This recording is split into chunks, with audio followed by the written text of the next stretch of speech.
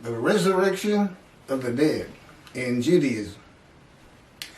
The Rambam, I think this is how you say it, Maimonides, compiled what he refers to as the Shloshah Asar Ikkarim, the 13 fundamental principles of the Jewish faith, as derived from the Torah.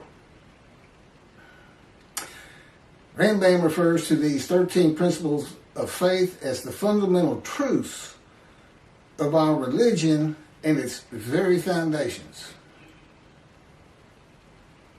Number 13 of the 13 fundamental principles is the belief in the resurrection of the dead, which is a real, even from the Christian standpoint, Jesus rose from the dead, and Jesus, his good friend Lazarus, he'd been dead 4 days. He raised him from the dead, which led to the shortest verse in the New Testament, in the Gospels. Jesus wept. That's all. One verse. Jesus wept. And he did after raising Lazarus because people still didn't believe who he was. I thought that was an interesting tidbit. Ezekiel 1 and 10 are together a vision. Again, I'm reading from the book God dictated to me. Isaiah 53 and the day of the Lord. And as you can see, this doesn't really have much to do, if anything, with Isaiah 53 and the day of the Lord. There's a lot of other information in there that he taught me and had me write. Keith, go to your computer. Keith, do this. Write this down or type this. He'd always say, right. Ezekiel 1 and 10 are together a vision of the resurrection of the spirits of the dead to heaven. The creatures later identified as cherubs, which is a type of angel, they're on the ark, with the spirit are going to and fro, east, west, north, and south, adding eyes to themselves and to the wheels, and taking them to the platform of heaven at the entrance of the eastern gate of the house of the Lord, with the presence of the God of Israel above them. All of Israel, whose name will endure in the heaven God is creating, that are righteous and in right standing with God, are the eyes of the eyes on the cherubs and in the wheels. The eyes represent the eyes of the spirits of the dead, a spiritual heaven. Now, back in antiquity and even into the Middle Ages, that wasn't a great thought, so to speak, because everybody feared the God. I mean, they felt like everything that bad that happened to anybody was because God was angry. Just angry. And they had no knowledge of science or medicine. And yet they missed their loved ones so much. And so they'd go out to the cemetery or they'd go out to the grave plot and just look at it, and they would wish that loved one would just rise up out of the dirt and be them again, not in spirit. I mean, that's just what it was. I mean, it was an age of ignorance of the highest order. People couldn't read. There were no schools to speak of. They were like, everybody acted on emotion. And, and your basic personality from your soul, like a mean old soul, this and that. And not a lot of reasoning capabilities. You gain a lot of ability to reason by going to school, even though you're learning stuff you'll never use. It helps your reasoning capabilities. And, that's when everything changes. You have to read the Bible for two different eras. There's antiquity in the Middle Ages, and then we had the age of reasoning. The age of medicine. This is all called the common era. Science, literature, everything. All these different changes, which leads to, of course, the age of information and now the internet. And it's written into there, and I'm about to show you one of them right here. So, I don't know how this was interpreted by Rambam, but he's talking about the resurrection of the dead based on Ezekiel 37. Rise, old bones, rise. Okay? But this got missed. And that's why there might be fundamental principles, but as you're going to see as I go on, and God again dictated this to me, some things that are part of your religion that come from antiquity and the Middle Ages have to be reassessed. Judaism is supposed to be a very rational, logical, intellectual religion. But boy, a few things got dropped along the way, and my pointing them out is a proof of who I am. I am God's righteous servant. And I handle everything that his other three righteous servants, Moses, righteous and a servant. David, righteous and a servant. Elijah, righteous and a servant. And yet we only have a description of one man for this day. The righteous servant of God. So, effectively, I am the righteous servant of God. His servant David, a shepherd. Again, Rambam. 2 chapters on King Moshe. And he's just making it up. Just making it up as he goes, just like he did the Messianic era. Can't back any of it up. A shepherd. Elijah and the prophet like Moses. And this is the prophet like Moses. Moses did 2 things. He led the Exodus and he wrote the Torah. God dictated it to him. Okay, well, the Jews aren't in bondage. I don't need to do that as the prophet like Moses. So what's left? Write this down. That's the prophet like Moses. And I have all the knowledge that Elijah would have. Elijah. What's so special? The only man in the Hebrew Bible to be specifically taken to heaven. And then he returns in the day of the Lord. Clearly, it's not going to be that Elijah. There's nothing about heaven that I need to know to answer questions that I don't know. I've been taught it, and I envision lots of visions early in my 13 years, first 7 years. Not so much lately, except for pictures that they put into my mind when we're talking. God likes you to see what he's talking about. So you don't have to go into a trance or anything for those. I just send pictures into my mind. It's a wonderful thing. Excuse me. But anyway, okay, that's some backdrop. Let's carry on here.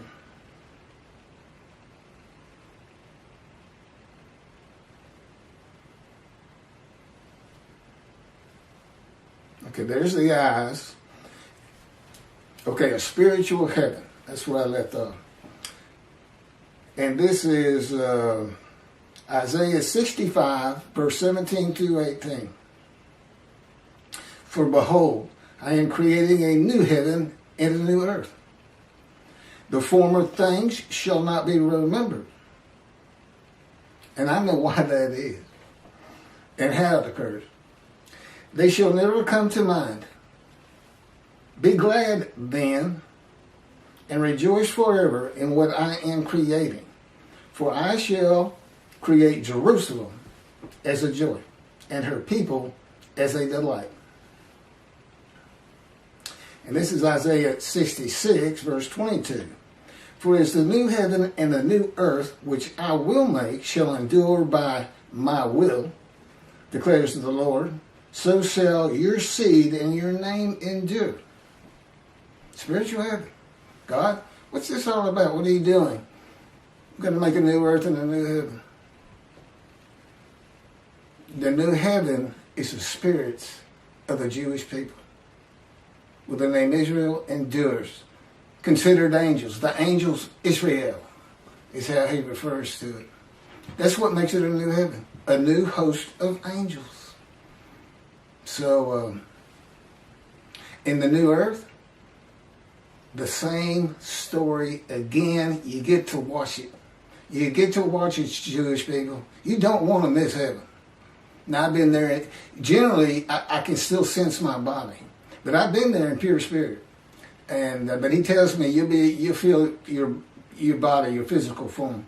But he's going to have another chosen. He's going to basically just run the story again. And you get to see how it really all played out from the get-go. And of course, time means nothing to you. You don't want to miss it.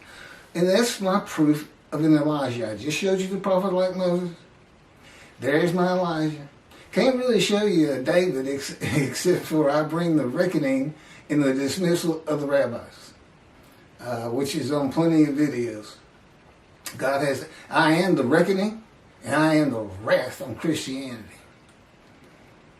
And how you fit the Messianic era into the wrath on Christianity, how you can say Moshe perfects the world, and yet he's got to bring the wrath of God to the Christians and the Gentiles in general. I don't know how you put it together. I mean, you cherry pick. Let's take the stuff that we really like and the stuff that sounds kind of ominous, like utter destruction, or I will hurl your glory to the ground if Elijah doesn't get done what I want him to do, clear the way, which, by the way, is building the third temple. That's what I got to get done, in case you want to know. But I got to be recognized. People got to read all this and go, well, we got to go with this. Because he couldn't possibly know this. That's an atheist for 50 years, as if that matters. I mean, the greatest rabbis, Rambam, this, that, people today, Jews for Judaism, Tovia Sanger saying 53 is the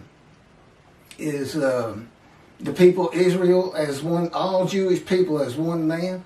None of it makes any sense.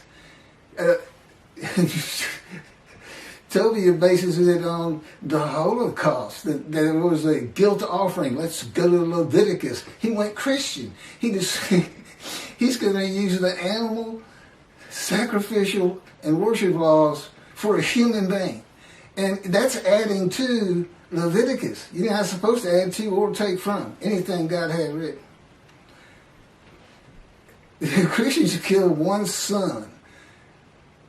Tovia Singer's got him killing 6 million so that they would go back home. Yeah, that's not God. He knew you'd come back. He knew you'd get driven back. He didn't have to lift a finger. And then Michael Skoback and whoever wrote their commentary, it's another person, but I only hear Skoback talking about it. It's based on the Messianic era, where the world realizes the Jew has been right all along, a great exaltation, this and that, never gonna happen. His whole commentary is based on something never gonna happen. You know, where's the day of the Lord? Where's utter destruction? Where's vengeance? And where's God's representation? Where's his Moses? God's coming, but, you know, clearly it's Moshe, but you better get a description. I mean, you got a description, and I still can't get anybody to talk to me. Does shun, despise, and held no account ring a bell? Because God knew it was going to be like this in the beginning. Ezekiel 37 gives a vivid account of raising the dead to life into new bodies of flesh and bone. This was a common belief in the ancient age and Middle Ages. In this age of information with knowledge of science and the human body, few people believe that a human body can or will be resurrected anew by God.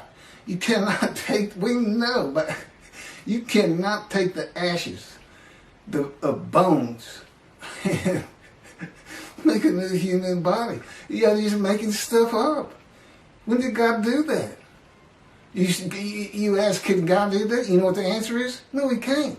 He said, now I could create a human being where there could be a resurrection of the dead. He said, but I don't want anything to do with that. But the world as created is not set up for that type of an event. Believe it or not, God doesn't have a magic wand. But he's got the unseen and elements in it we don't understand, and the power which, and of course, I'm so familiar with it. It actually surrounds me. It's Ezekiel. They call it in Ezekiel the cords of his power. To me, it just completely surrounds every inch of my body and my head. It just surrounds me. I mean, he can move my hands wherever he wants and turn me around, twist me like a top if he wants, slam me to the ground, I've mentioned. Yeah, if you hadn't guessed it, I'm experiencing. I'm not like any other human being on this planet. But I'm still Keith. I'm still Keith. I'm a friendly person. Quick to anger, but very friendly. And I've been through every stage, walk of life, man, from poverty, which he took me to, has taken me to. I haven't nothing, but which is kind of a religious thing, I think. Even Jesus hated material things, told the rich man he can't get to heaven, things like that. That's just part of it. And it does, another thing that this fire refinement, all these punishment words, maltreatment, makes you humble. More so to him. Moses starts out this firebrand that killed a man that made him angry. And at the end of his life, it is said Moses was the most humble man on earth. Now, I don't know how you measure something like that, but I can tell you I'm more humble to God than anyone on earth because I literally fear him. Because I know the kind of pain he can put me through. And most people don't really have that knowledge. I fear God. But when he'll slam your face down into the cement or to the floor in your room. And so many other things. I know people really don't want to hear all that, but it's important to understand 53. Let me carry on with this resurrection of the dead. Today, few people believe that. It's a primitive and medieval concept that was good for a time through the Middle Ages.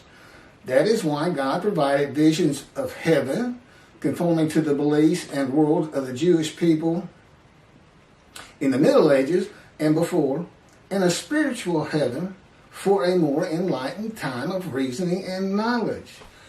Do you understand what I just said? The Bible has to be read with an understanding of antiquity in the Middle Ages and those people and who they were. And it's also written for people of this day, modern age, knowledge, information, science, medicine, reasoning. You can't just say, our sages say. Well, do you agree with it? That's the next question. You're not going to agree with the 13th principle when I get done.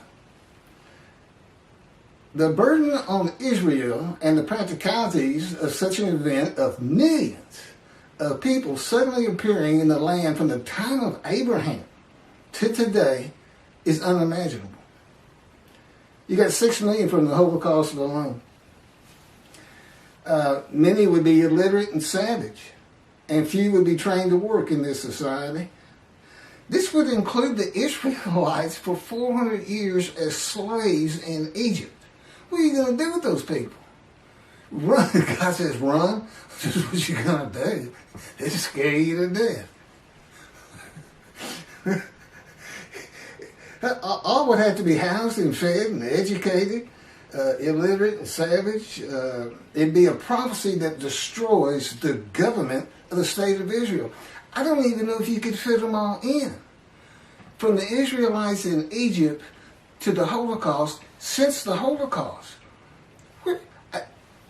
I know it's millions. I just wonder if you could start hitting 1 billion. I don't know. It's a ridiculous concept. And when I sit there and I watch and I listen and I hear rabbis do this, I understand why God dismissed them.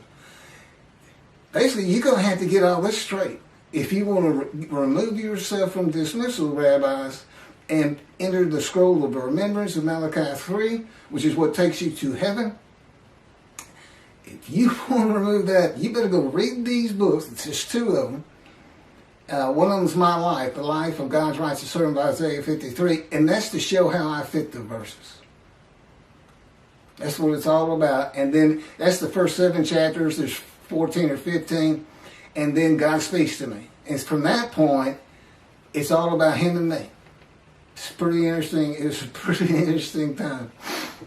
And it continues, and I guess at the end of my life or at some point, we're going to do it again for the finale until he decides that it's time for me to die, that's how I'm going to die. He's just going to make the decision like he did with Elijah.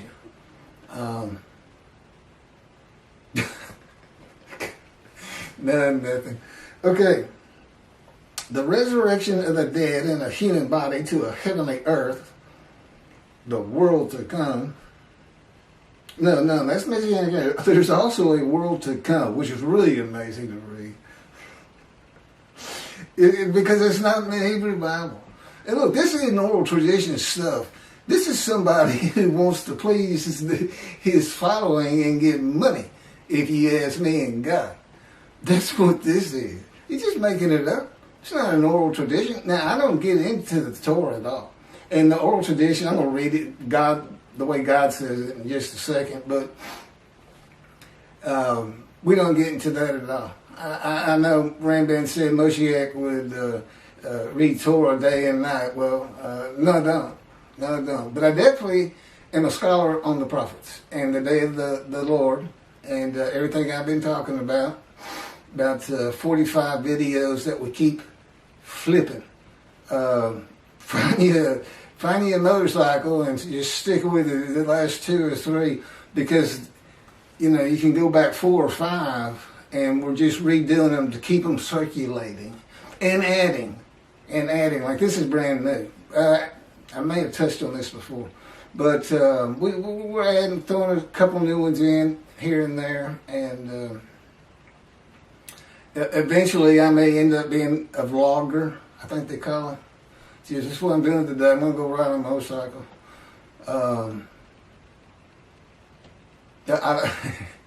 God's promised me. He's had me in poverty for 13 years, and but he told me one day we'll get a motorcycle again. Because I've had one before, a Harley. But anyway, the resurrection of the dead, okay, that's not the world to come. I got to change that. And you say, wait a minute, God dictated that. Why you got to change it? That's to tell you I still had to live the human experience. To truly still feel like I'm Keith, I got to do something dumb like that sometimes. I still got to forget things. Yeah, I got to live the human experience. And of course, my response is, why? Don't want to live the human experience. God says, I decide all things, thank you. So anyway, we have a good relationship. He's got a great humor and a personality far different than you get from the Hebrew Bible. Because it was meant for, first and foremost, antiquity. You're supposed to be angry. You're supposed to be, that's it, putting a plate on all of y'all because David failed a test of mine. He took a census. That kind of thing. But he's really a joy to be around. He doesn't like to talk that much, but the angel of his presence, the Holy Spirit, he does. And sometimes he'll talk, and it sounds like it's a guy. But then I can tell it's not. Totally different voices. Totally different. He's got a voice of a 5-year-old. I sometimes tell him it sounds more like a cartoon than me. But and God just sounds like a very mature man.